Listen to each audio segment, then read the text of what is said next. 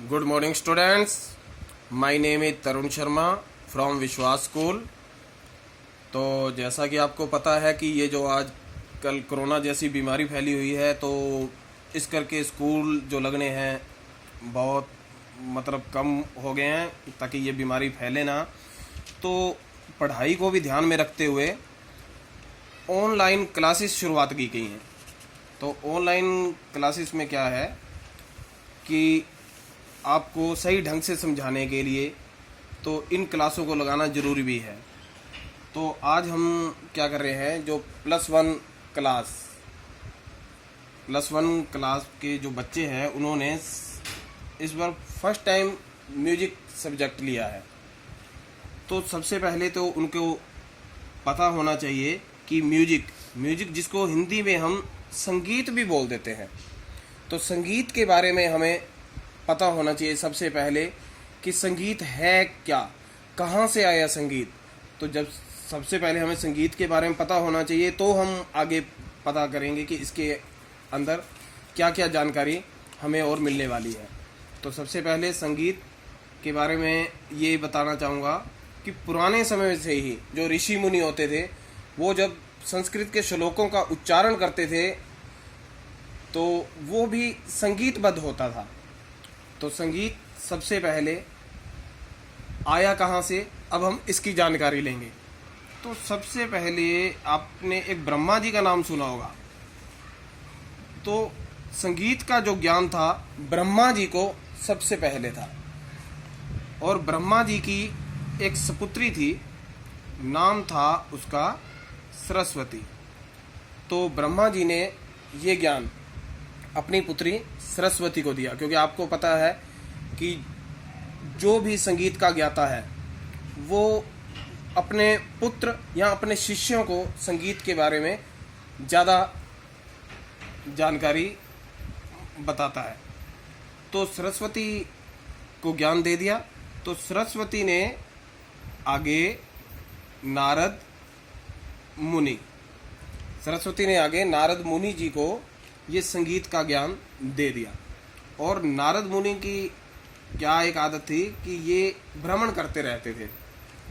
तो भ्रमण करते हुए ये स्वर्गलोक में अनेक गंधर्वों और अप्सराओं के पास जाते थे,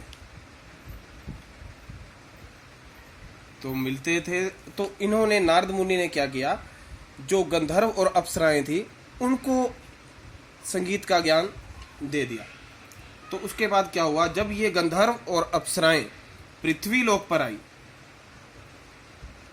तो उन्होंने पृथ्वी लोक मतलब धरती पर आए, तो उन्होंने यहाँ के लोगों को संगीत देना शुरू कर दिया। तो हम फिर से एक बार इसकी पुनरावृत्ति कर रहे हैं कि सबसे पहले ज्ञान ब्रह्मा जी को था संगीत के बारे में, और ब्रह्मा जी ने अपनी पुत्री सरस्वती को ये ज्ञान दिया, और सरस्वती ने आगे नारद मुनि को इसका ज्ञान दिया, और नारद मुनि ने जो गंधर्व और अप्सराएं थी उनको संगीत के बारे में बताया।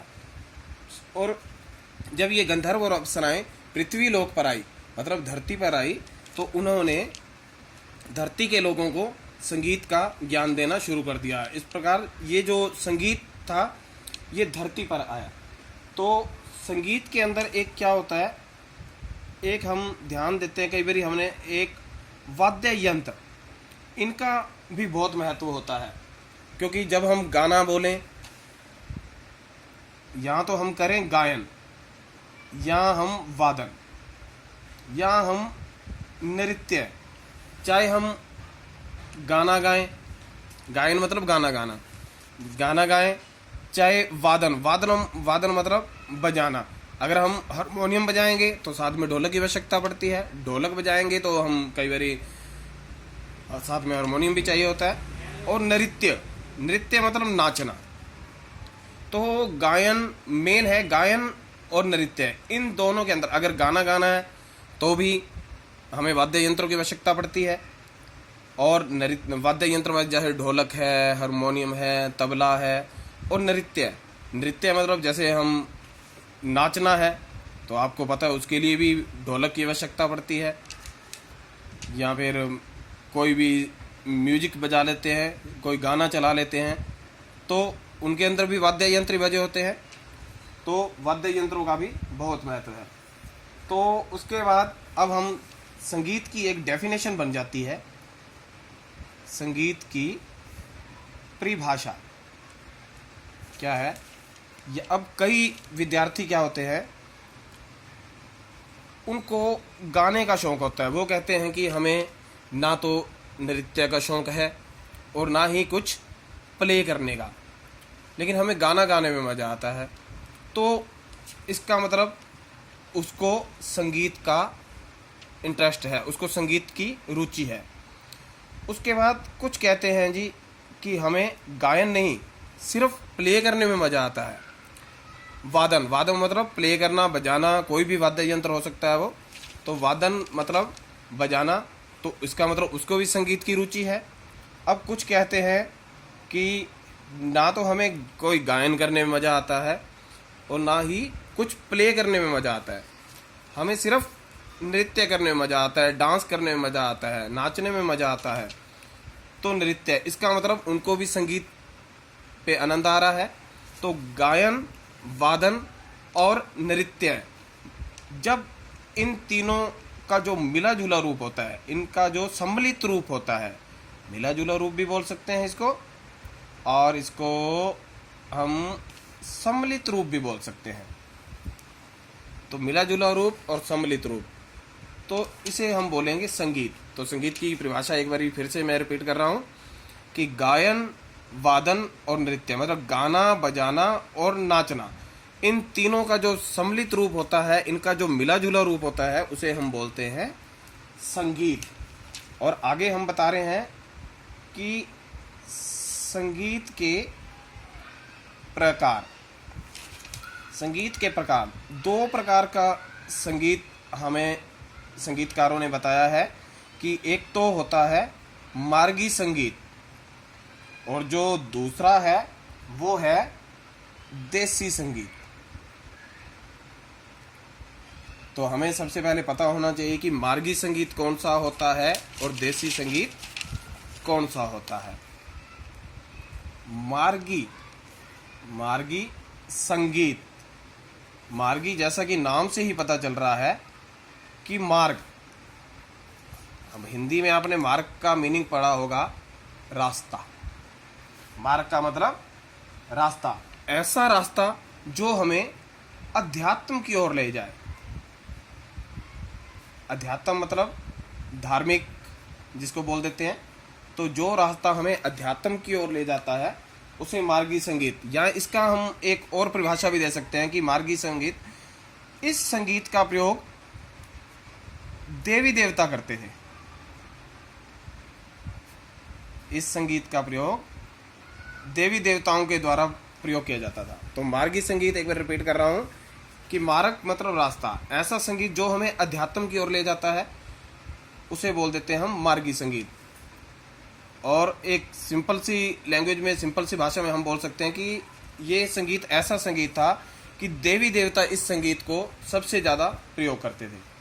और दूसरा, जैसे कि हमने किया देसी संगीत, तो देसी संगीत होता है जिसको हम आम भाषा में कह देते हैं कि लोक संगीत।